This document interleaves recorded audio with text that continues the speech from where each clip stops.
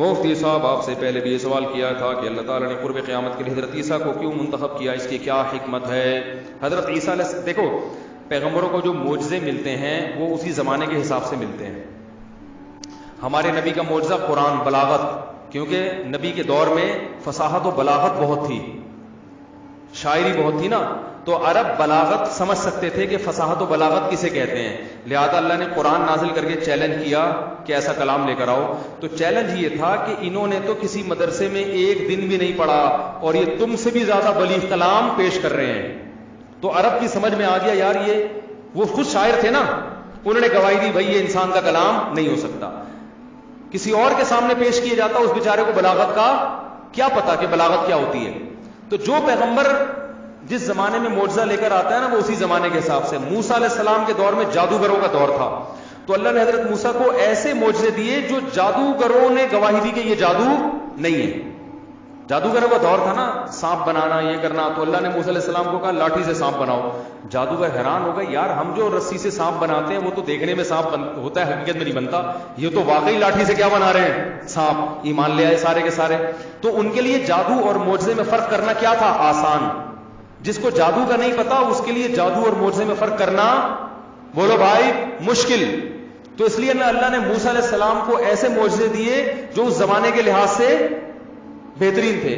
تو حضرت عیسیٰ جو قرب قیامت میں نازل ہوں گے اس کی ایک حکمت یہ بھی بیان کی جاتی ہے کہ قرب قیامت میں سائنس اور ٹیکنالوجی اپنی عروج پر ہوگی, انتہا پر ہوگی, سمجھ رہے ہو نا, اور میڈیکل سائنس انتہا پر ہوگی. اور میڈیکل سائنس یہ بات مانتی ہے کہ کچھ بھی کر لو مردے کو زندہ, بولو بھائی, نہیں کیا جا سکتا. لہذا حضرت عیسیٰ علیہ السلام جب مردے کو زندہ کریں گے نا, کیونکہ ان کو تو یہ معجزہ ہے, قم باذن اللہ, وہ 6 مہینے سے مردہ برف پانے میں پڑا ہوا ہے, اسے کہہ دیا قم باذن اللہ, وہ زندہ ہو کے کھڑا ہو گیا. تو میڈیکل سائنس گواہی دے گی کہ یہ انسان کے بس میں نہیں ہے, کوئی خدا ہے جو ان کے ہاتھ پہ یہ کام, بولو بھائی, کر رہا ہے. دیکھو اگر موسیٰ علیہ السلام آئے اور لاٹھی کو سانپ بنائے نا, تو بہت سے لوگ کہتے ہیں کہ یار کوئی شعبدہ, کوئی معاذ اللہ کوئی جادو ہوگا, کہہ سکتے ہیں نا آج لوگ, کہ ہر آدمی تھوڑی جادو کی حقیقت سمجھتا ہے. لیکن میڈیکل سائنس تو اب سب سمجھ رہے ہیں, ساری دنیا کے ڈاکٹر وہ گواہی دیں گے.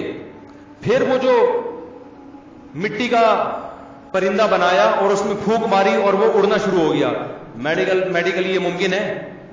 ڈاکٹر کہے گا بھائی یہ تو اگر پرندہ بنانا بھی ہے تو پرندے ہی کے جینز کوئی سیل لینا پڑے گا, اسے کسی دوسرے پرندے کے سیل کے ساتھ کراس کرنا پڑے گا, یہ لمبا چوڑا پروسیس ہے, لیبارٹری میں ہوگا, یہ بھی رومال بچھا کے نہیں ہو سکتا. حضرت عیسیٰ علیہ السلام کہیں گے اچھا ٹھیک ہے بھائی, لاؤ مٹی لے کر آؤ, کیچڑ لے کر آؤ, ٹھیک ہے نا, اس سے کبوتر کی شکل بنائی اور بولیں گے کن طیرم باذن اللہ, اللہ کے حکم سے کیا بن جا, پرندہ. وہ پورا صحیح سالم کبوتر بن کے اڑنا شروع ہو جائے گا. تو یہ ایسا معجزہ ہوگا جو اس زمانے میں اس کا معجزہ ہونا آسانی سے سمجھ میں آ جائے گا. یہ سائنس کو چیلنج ہوگا. سمجھتے ہو گے نہیں سمجھتے؟ جو پیدائشی نابینا ہوتا ہے نا, میڈیکل سائنس کہتی ہے اس کی آنکھیں, بولو, نہیں آ سکتا, ممکن نہیں ہے. حضرت عیسیٰ علیہ السلام پیدائشی نابینا کے آنکھوں پہ ہاتھ پھیریں گے, اس کی بینائی ہے بھائی, بولتے کیوں نہیں؟ تو یہ جو, کیونکہ جو سائنس تو ہر مذہب میں اکثر سائنٹسٹ ہی مخالفت کرتے ہیں, کہتے ہیں مردے قیامت میں زندہ کیسے ہوں گے, اللہ بتا دیں گے ایسے ہوں گے, ٹھیک ہے نا. سائنس تو یہ کہتے ہیں نا مردے کیسے زندہ ہوں گے, بھائی اللہ بتا دیں گے ایسے ہوں گے. عیسیٰ علیہ السلام کو کہیں گے ذرا 2-4 مردے زندہ کر کے دکھاؤ, پھر وہ مردہ زندہ ہو کے بتائے گا بھی میرے اوپر گزری کیا ہے, ٹھیک ہے نا. تو لوگ انسان کے بچے بنیں گے اس کو.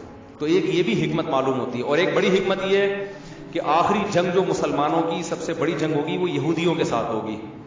کس کے ساتھ ہوگی؟ یہودی. تو اور حضرت عیسیٰ کے سب سے بڑے دشمن کون ہیں؟ یہودی, جن کا یہ دعویٰ ہے کہ ہم نے حضرت عیسیٰ کو قتل کیا تھا. تو اللہ یہودیوں میں جو اسلام قبول نہیں کریں گے انہیں حضرت عیسیٰ کے ذریعے مار پڑوائیں گے, حضرت عیسیٰ کے ذریعے, تاکہ انہوں نے حضرت عیسیٰ کے ساتھ جو ظلم کرنے کی کوشش کی تھی اس ظلم کا حضرت عیسیٰ ہی کے ہاتھوں ان سے انتقام لیا جا سکے. سمجھتے ہو؟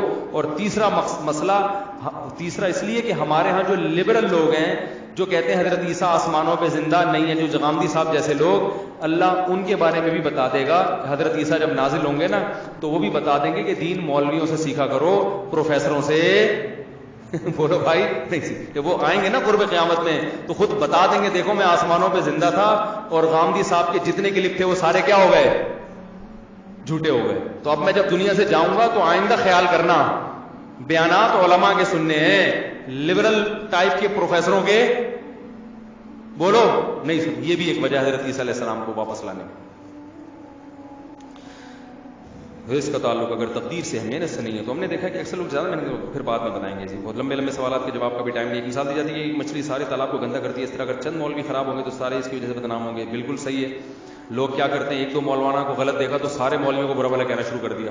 ایسا تھوڑی ہے بھائی، ہر فیلڈ میں اچھے بھی ہوتے ہیں برے بھی ہوتے ہیں، اور میں آپ کو پوری ایمانداری سے کہوں مولویوں کی فیلڈ میں اچھے زیادہ ہیں برے کم ہیں۔ آپ کو اصل میں کیونکہ آپ مولویوں سے کے ساتھ، ہمارے تو زیادہ تر مولوی تو مدرسوں میں بند ہوتے ہیں بیچارے، عوام سے ان کا لنک ہی نہیں ہوتا، تو جن کا لنک ہوتا ہے وہ ان کو دیکھ رہے ہوتے ہیں آپ، صحیح ہے نا؟ تو ہم تو علماء کے ساتھ اٹھے بیٹھے ہیں، اللہ کا شکر ہے، ہم نے تو زیادہ تر کو کیا دیکھا ہے؟ اچھا ہی دیکھا، سخی دیکھا ہے، گناہوں سے، خامیاں ہر ایک میں ہوتی ہیں، پورا صحیح دنیا میں کوئی بھی نہیں ہوتا، لیکن خیر الحمدللہ غالب۔